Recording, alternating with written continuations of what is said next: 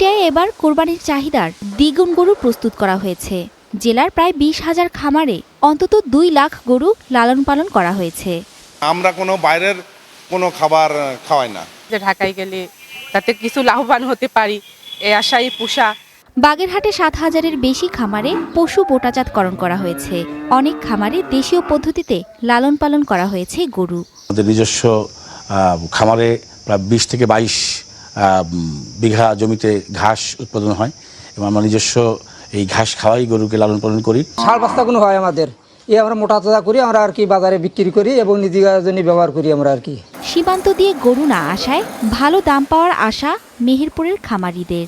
জেলার হাজারো খামারে প্রাকৃতিক উপায়ে গরু প্রস্তুত করা হচ্ছে, তবে বড় গরুর দাম নিয়ে তৈরি হয়েছে কিছুটা শঙ্কা। ইন্ডিয়া থেকে যদি গরু না আসে তাহলে আমাদের গরুগুলো হয়তো বিক্রি হবে এবং আমরা যা খরচ করেছি উঠাতে পারবো। ইনশাল্লাহ আমার মনের আশা পূরণ হবে, আমরা গরুটা ঢাকায় নিয়ে যেয়ে বিক্রি করব।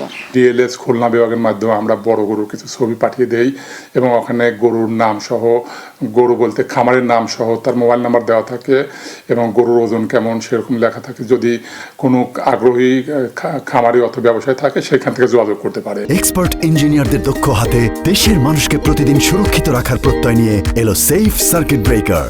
চুয়াডাঙ্গায় আকর্ষণের কেন্দ্রবিন্দু বিশাল আকৃতির সাদা নেলোর ও কালো ব্রাহ্মা জাতের গরু। একটা অলরেডি বিক্রি হয়ে গেছে, আর একটা পার্টি দেখতেছে এবং দামদার চলছে।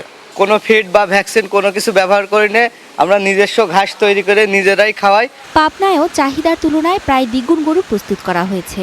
জেলার 6 লাখের বেশি পশু প্রস্তুত রয়েছে, যার বড় অংশই যাবে দেশের বিভিন্ন এলাকায়। কোরবানি পশুর বাজার ব্যবস্থাপনায় ব্যাপক প্রস্তুতি নিয়েছে জেলা প্রাণী সম্পদ বিভাগ। টোটাল আমাদের 25টি কোরবানির হাট আছে। আমাদের মেডিকেল টিম প্রস্তুত।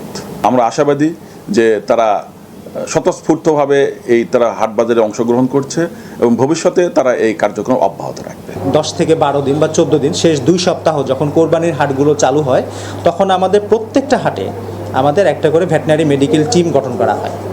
সব মিলিয়ে দেশীয় খামারেই এবার কোরবানির পশুর পর্যাপ্ত যোগান রয়েছে। ন্যায্য দাম নিশ্চিত করা গেলে খামারিদের মুখে ফিরবে স্বস্তির হাসি। Mithila Anjum, star news.